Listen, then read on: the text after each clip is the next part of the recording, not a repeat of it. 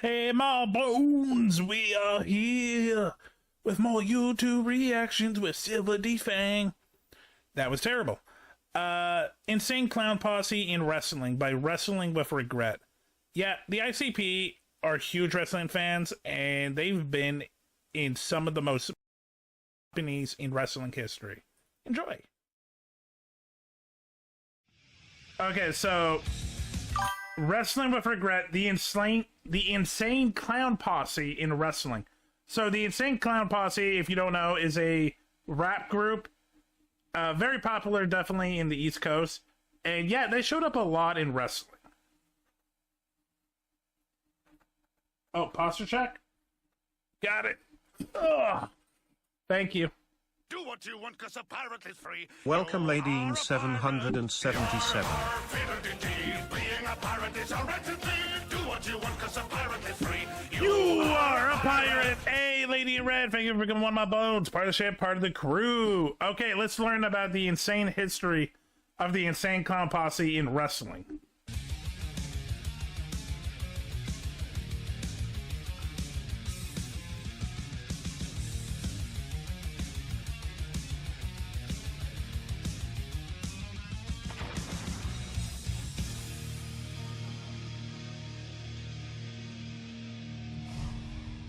Whoop whoop, everyone. Whoop What is whoop. it about the Insane Clown Posse that garners such a divided reaction?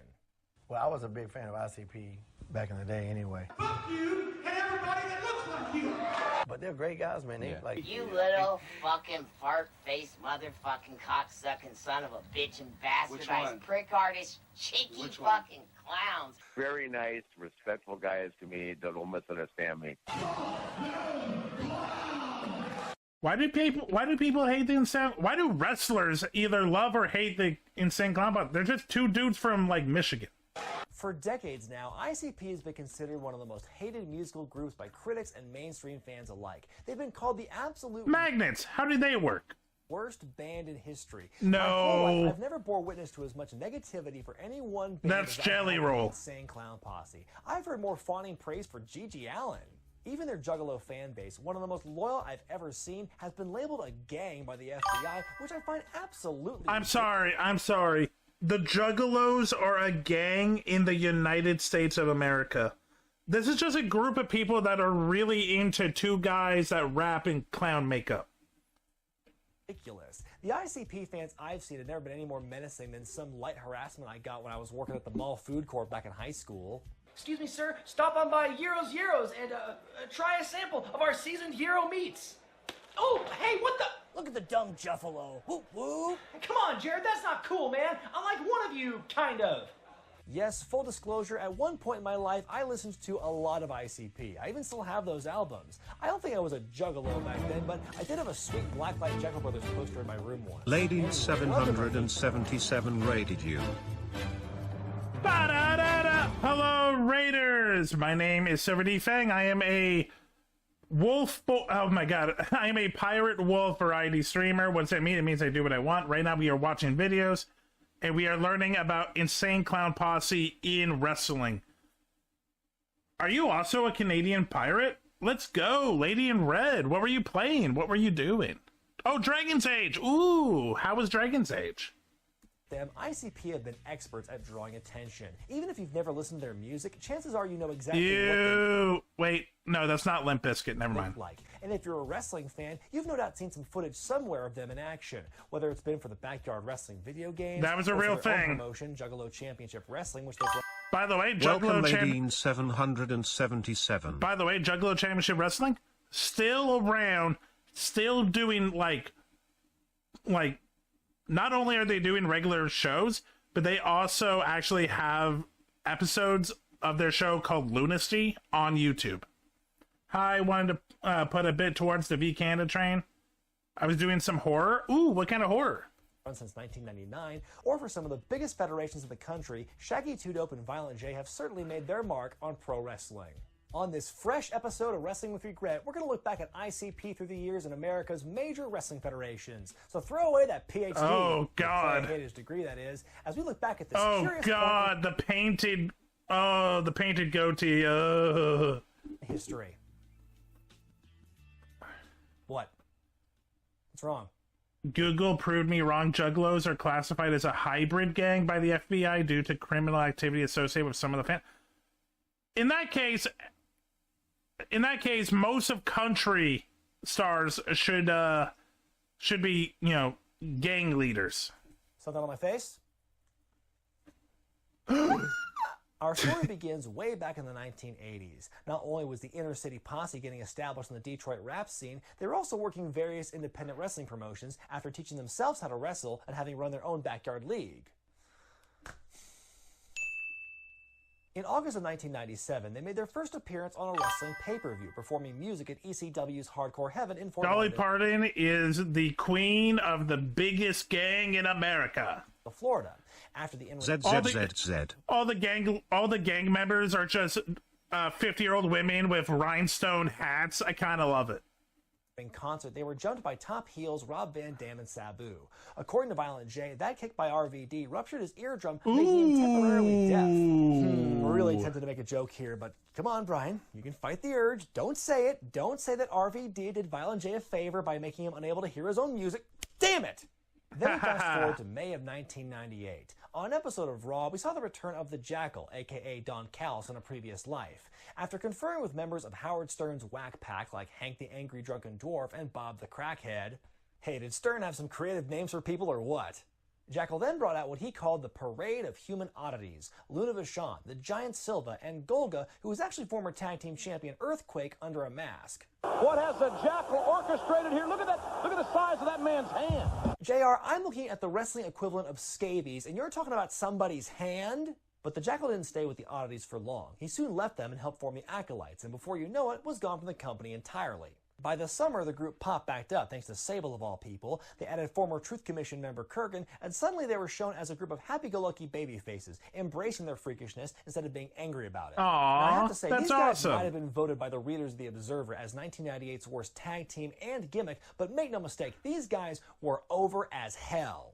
Sure, it was a goofy act, and nobody was going to become world champion after this run, but every week the fans still went nuts for these guys. They loved to see Kurgan try to dance, they loved seeing Golga swing his Cartman doll around, and they loved their theme music, which was performed by, you guessed it, the Insane Clown Posse. That is an interesting combo. ICP made their on-air debut for the WWF at SummerSlam that year, performing the Oddities theme song for the crowd at Madison Square Garden. And in a rare case, the team with the big live musical number actually won the match. Hell, it even happened twice in the same show. The Posse would accompany the Oddities to the ring on and off for months, basically whenever their touring schedule allowed for it. It's worth pointing out they were never actually paid to show up, as they were under an agreement with the company that the WWF would air ICP commercials in exchange for their appearances. But those commercials never aired. Fucking contracts. How do they work? ICP yeah, WWE legal and WWE as a corporation is some shady motherfuckers. began interfering in matches, especially at the cost of the headbangers. And man, it must have eaten Jim Cornette alive to have to try and put these guys over on commentary. Well, the whole place is having a party, Shane. I know you love these guys. Seems like everybody loves the Insane Clown Posse. Eventually, Jay and Shaggy did start wrestling against Mosh and Thrasher, who allegedly stiffed and sandbagged them repeatedly. Now, despite the fact the company knew these guys had prior in-ring experience, the WWF never bothered to mention that fact. They just started having matches on TV. Well, I get the idea that divulging the information makes it less of a surprise that they can actually get in the ring and perform. A lack of explanation sure seemed to promote the idea that anybody could wrestle. It's almost like they were saying, hey kids, don't try this at home or else you'll end up like ICP, or the Hardy Boys, or CM Punk at first. They're very inconsistent with the message. Yeah. On the Raw before Thanksgiving, the Insane Clown Posse turned on the Oddities and joined forces with the Headbangers, the same guys who've been beating the piss out of them for weeks. I suppose it's kind of a if you can't beat them, join them scenario, but well, we never got a proper explanation from our boys. The next week, the Wicked Clowns came down to the ring with the Headbangers. Steve Austin showed up because he's Steve Austin, can do what he wants, and proceeded to murder the whole lot of them. Damn. Perhaps if our heroes had some magic ninjas at their disposal, things could have gone differently. Wait, what? Magic ninjas, what? Magic ninjas, what? After making several appearances for no pay and the WWF seemingly not meeting their end of the arrangement, the Posse departed from the company. But the late Luna Vachon had a different theory as to why they left. Russo had it set up. She was going to shoot and Shaggy. They were going to work a match and they quit. They didn't want And then they went to WCW, she was gonna take fucking them out. pussy, prick artist, fucking clown. We jump ahead to July of 1999.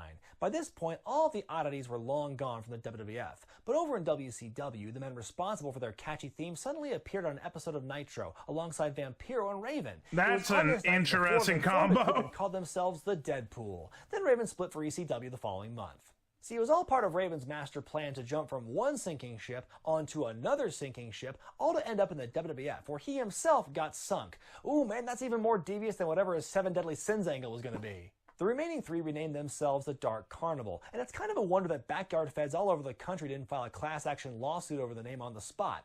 Eventually, the Carnival gained some new members, including the Kiss Demon and the great frickin' Muda. Now, aside from... Yeah, that was a real thing. That isn't like a joke. Literally, he was a wrestler known as the Demon from Kiss. It was, yeah. The 90s wrestling was weird. The incredible coup they scored by getting Muda, I'm torn on the validity of the Demon being there. And Muda is like a legendary wrestler from Japan.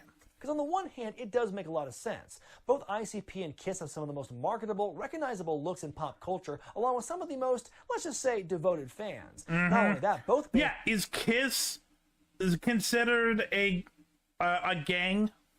They're kind of seen as the redheaded stepkids of their respective genres. They're crapped on a lot by critics, mostly because it's the hip thing to do. So putting them together is actually kind of poetic. On the other hand, when you compare the Demon's body of work to guys like Muda and Vampiro, you realize one of these things is not like the other. Was he just put in the group because his face is also painted? That's kind of a low bar. Why not include the Zodiac and the Shark and the Stalker and one half of Roddy Piper while we're at it? The clowns appeared on and off in... Yeah, no. The Shark and the Stalker and one half of... Yeah. So that was, I believe, literally in the... I believe that, yeah. So this was literally... Can you see it? No? Okay. Yeah. Let me... Okay. Yeah, you're not getting away with this one, Roddy. So that was during a WrestleMania, and literally he painted his face black. It was meant to be for a poetic message of being two-faced, but yeah, that is a Canadian man pretending to be a Scottish man wearing blackface in the 80s. Yeah. Okay, I'm gonna go back here now. Roddy Piper while we're at it. The clowns appeared on and off in WCW from that July all the way to September of 2000, a much longer span than in the WWF. Compared to their time in the World Wrestling Federation, who refused to promote their work outside of the company, WCW gave ICP a lot of leeway in promoting their newly formed Juggalo Championship Wrestling, which is still going on. Vampiro come out with the belt. Damn. And occasionally have Shaggy and Jay commandeer the announce table under their JCW announcement names to pretty hilarious results. Vampiro will be taking on the likes of Pink Flabbage. Now, right there, you're looking at a good look at Pink Rabbit, because what Hank Sandwich does not realize right here is this is JCW now. Pink Sandwich does have boxer shorts as Vampiro is beating his face repeatedly. The Carnival reached their high point during the New Blood Rising pay-per-view in August of 2000, when Vampiro and Muda beat Chronic to become the new tag team champions. Not only was this Chronic's second defense of the night, it was Muda's second match of the show as well, having previously lost to Ernest Miller of all people. The show also featured Goldberg quote, "Sorry to answer so late. I was doing some things, but I was doing Night at the Office and some other stuff. Hope Stream has been doing well. Pretty good. Nah, I was just, saying hi. How was... Well, no, you were playing horror games, right? What kind of horror games? Also, what up, fellow pirate Canadian?" Not going along with the script, and the infamous Judy Bagwell on a forklift match. Yeah, that was a real match. Literally, it was the Judy Bagwell on a forklift, and the idea was the first person to grab her. Wanted to write a joke about that, but the work's already been done. Yeah. ICP's final appearance in WCW was that September when they were feuding with that 70s guy Mike Awesome, yet another classic Russo creation. The rivalry ended in a hardcore handicap match on Nitro that saw Shaggy 2-Dope get hit with the Awesome Bomb on top of the Partridge Family bus, then slowly sliding off said bus onto the concrete. Ugh. In February of 2002, the Monday Night War was long over, but out of the ashes of ECW formed Ring of Honor. From the very beginning, they established themselves as a no-frills, no-gimmick enterprise, just wrestling. So naturally, the Insane Clown Posse was a perfect fit. Oh, the game is called Night at the Office. I thought you were just... Okay, my dumb brain wasn't thinking. I was like, oh, so they streamed at the office. That seems neat. In October of 2002, Philadelphia hosted the first ever Glory by Did you have fun killing your coworkers? Was it satisfying? Honor event. The Posse made a surprise appearance on the show, taking on East Coast wrestlers Diablo Santiago and Oman Tortuga. And boy, the fans sure were happy to see the clowns in action.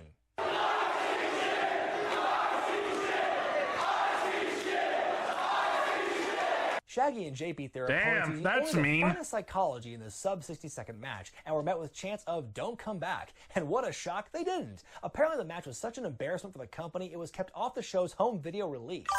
So Ring of Honor got a little bit of flack for booking ICP for a show because it flies in the face of everything they've ever stood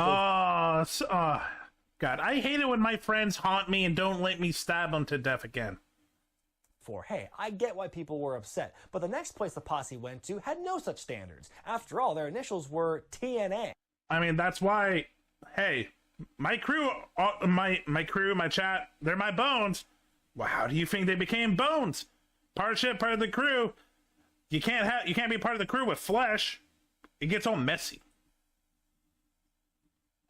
The final stop in this Joker's card journey took place in early 2004. NWA TNA wasn't even 2 years old at this point and was still running weekly pay-per-views in Nashville instead of the traditional TV format. It was on January 21st when Shaggy 2 Dope and Violent J appeared as fans in the crowd before getting involved in... I just got a bunch of hooks on my boat, and I just put my bones on them, and they just, like, clean and steer. Jeff Jarrett's business with a deadly Fago Blast. The soda may be cheap, but getting it out of your clothes is not.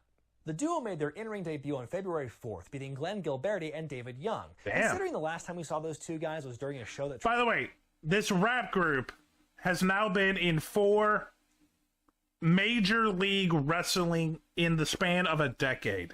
That is insane. Try to convert wrestling fans to follow Jesus. It's hard to say which moment was worse for them. But the feud wasn't over yet, as the two sides fought again and again and again over the next several... Oh, 5, because they were also in ECW. Yeah, 5 major wrestling leagues on TV. Insane Clown Posse. Weeks, finally blowing off... That's fair. Lurkin' Rest, lady. On a Dark Carnival match in March. Actually, Disco, Young, and Kid no, Cash, I'll do it after. I'm going to follow you because I like your energy.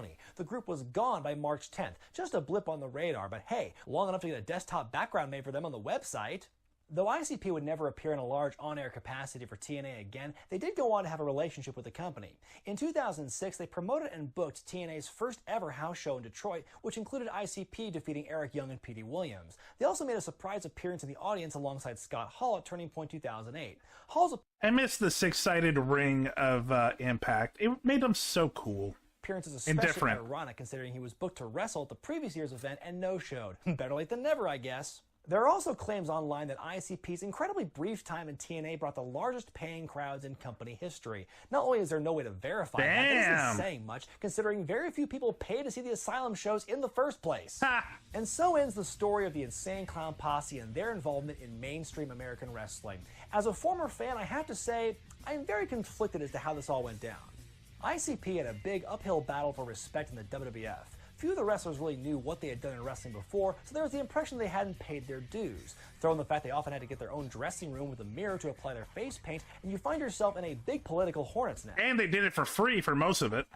WCW was the first to get it right, using the band's affiliation with Juggalo Championship Wrestling to help provide some justification of their wrestling ability. But even with all that, they were never going to escape the stigma of being part of a band that was so despised, and therefore they were never going to be taken seriously as wrestlers. Though it was good for their overall exposure, appearing for the WWF and WCW kind of ran against their whole underground DIY ethic. They were part of those companies when wrestling was at its most culturally relevant. There was nothing underground about what they were doing there. Now, them showing up for the fledgling TNA and ROH when wrestling's on a downturn, that's a counterculture move. In all honesty, ICP doesn't belong in mainstream wrestling, but that's how they like it. JCW is still going strong almost 20 years later with a massive cult following and the ability to bring in some of the biggest names of the past and present for their shows. Don't get confused, ICP is still very much involved in pro wrestling, only it's on their terms, which is pretty admirable. In the end, I feel that ICP's involvement in the major federations was harmless fun. They may not have helped the perception of wrestling, but they didn't hurt it any more than satanic rituals, pimping, hand birthing, or Viagra on the pole did. All of those are real things, by the way. In very narrow storylines. Those they did beat were never meant to be major deals in the first place, so losing to ICP wasn't a huge blemish on their record. Seeing the Insane Clown Posse on Raw and Nitro was an interesting experiment that always got a reaction, but it only worked for the time that they did it.